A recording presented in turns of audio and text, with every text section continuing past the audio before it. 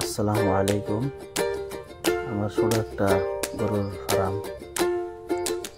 এই আমার দলা গরুরা খুবই সুস্থ। তারপর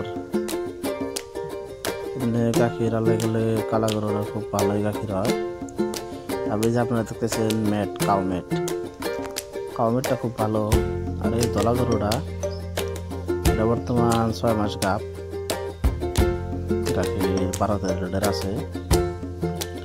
আর এই যে কাউ মেট কোন আছে খুব বড়িয়া, খুব ভালো ম্যাট। আমি ধরুন আজকে 2 বছর ধরে ব্যবহার করতেছি, কোনো অসুবিধা নাই। আর এই যে বহন বাছুরটা 5-6 দিনের ভিতরে আর কি বাছুর দিব, বাচ্চা দিব। বাছুরটা খুব ভালো আসাল, আমি কিনছিলাম এক জায়গায় থেকে। ওই ডাইন পাউডার বদল অল্প দুঃখ পাইছি, ওটার দিকে অল্প গরুটা ন্যাংরে আড়ে, তার দিকে ওষুধ দিতেছি। আর এমন হলো আমার বাছুরের ছোটো ছোটো বাছুরের মেহনত থাকে। এই দুটো হলো বহন বাছুর, এই দুটো গাভিন, আর এই দুটা গাভিনও নেয়। আর বোরকার লাস্টের হলো হাট বাছুর। এই দুটো একটা হিট আছে বিধান দিই নিকে, এটা ধরুন